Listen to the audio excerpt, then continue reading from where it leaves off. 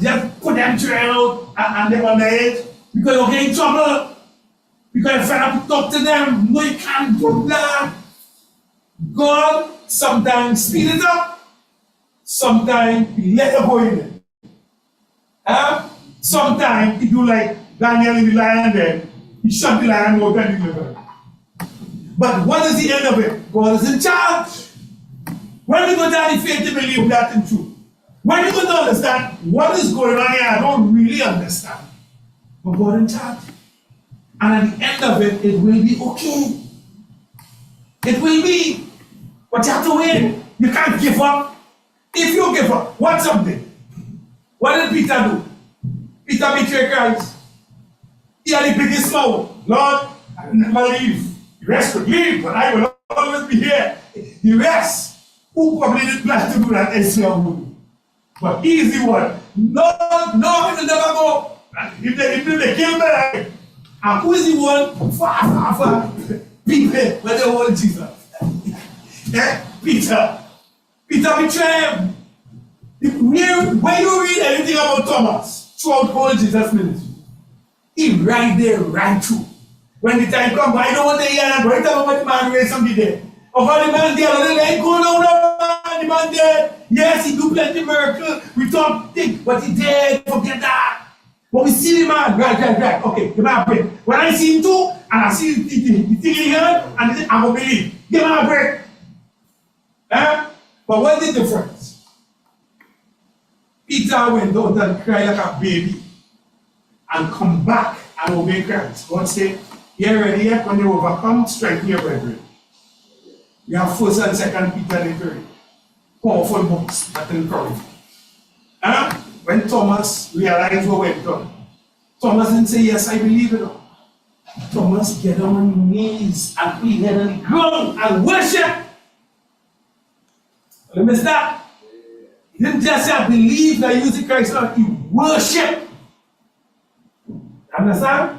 He acknowledged that you is God, and who alone is worthy of worship? Only God. When angels appear to people that get intimidated and frightened and want to worship, they said, "No, don't do that. I'm a servant like you, don't do that. Yeah. Worship God alone." Ever worship man, no matter how good somebody is, he tribute. But make no strands roll on the red carpet lane walk. Give him the keys to the city, but only God is to be worshipped. You understand? Don't mix up with that. So, Jonah gone out there, and it says that the sun come up in verse 8. Very hot, east wind blow, and the sun beat on his hair. He get faint.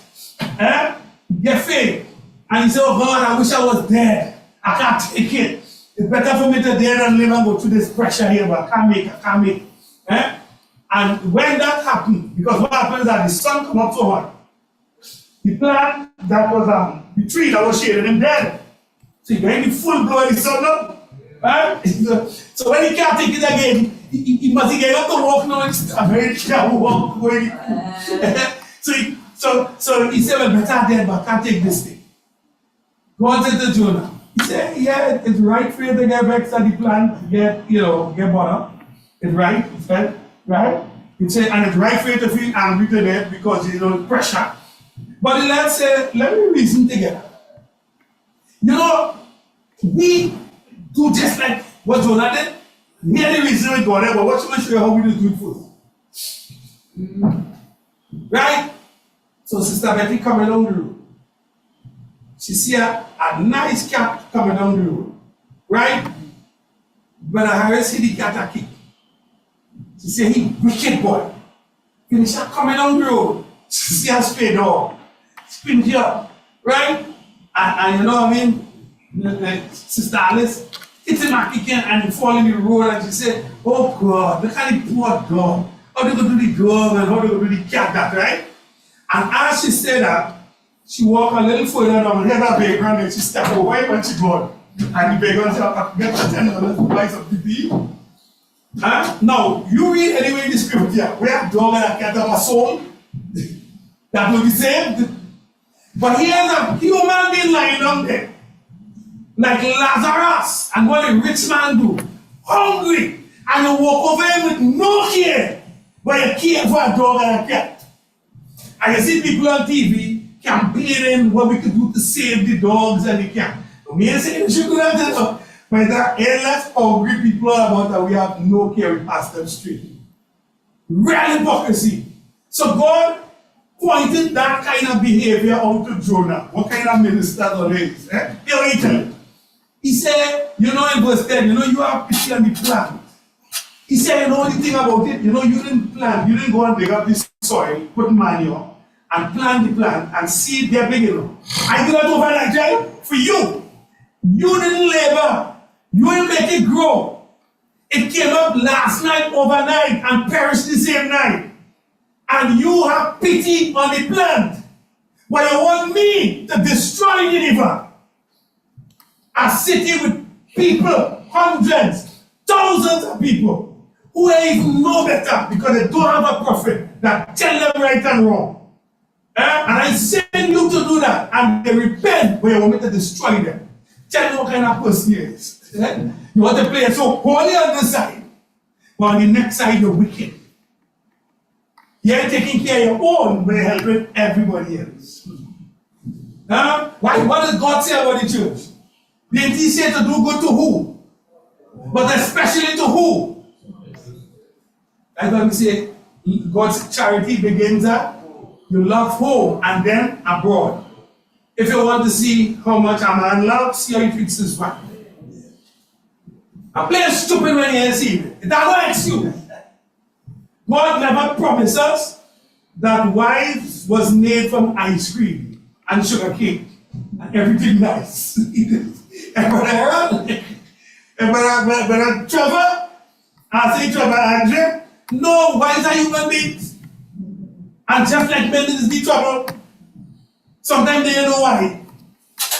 And one thing I have to repent of it, sister, I have to repent of it. I'm blaming men for something that we never do. When you all reach late 40s into 50s, you want to come on menopause. It's women pause, we didn't pause. So while they blame it on we, you all have to accept, hey, we pause it and leave the men alone. But I call it menopause. So they say we pause. And you know that's a traumatic period in all ladies' life. So you just have to pray and ask God to increase your faith. Because there's quarrel for nothing, all kind of things. You have to leave it alone. You can't try to fight it. You have no excuse to fight, Brother Harris. So you have to, what I just do, when they start, I make sure I know it have a leak on the roof, but I ain't doing it. I leave it a day. I know it have things in the back to fix. So when that kicks in, I go on and fix things outside and up on the roof. I fall from the back. Because I don't bother to reply to them thing, you know. Well, no, you try gas in fire and expect me to out? No, brother, you let them go. You understand? I keep saying sorry. I don't get that thing because it will pass. That too shall pass. Right? It shall pass. So, the question is, this one well vital. The question is, God is gracious and He's merciful. We know that. So when things is happening, it's not that He take away grace and mercy. It has to be necessary. And it builds your faith for what you have to do. It's only when it comes up and you're drawing it and was successful, you're crying and say, boy, look how I was so vexed about so and so, and look how this is helping me now. It's all about God. So we need not to limit God how much He can do. And I want to close up by giving you an example of how God could speed up also the healing process. Right? God created this body. And God can heal it. And that's why sometimes I am a little bit stubborn. And sometimes I don't go by the doctor. Right? Because I used to go by Dr. Toby. He's the best in terms of thing. When I go by Dr. Toby, and I done only a massive price up front of that, I go by Dr. Toby. But I ain't got no sense. Because when I go by Dr. Toby, and I sit down for my appointment 9 o'clock, I see the Prime Minister pass and go inside the way. So when he come out and I think, well, it's my turn, I see the head of the RHA gone in by him. So then I started to recognize what I do. So when I go on, they're telling me, well, the visit is $450.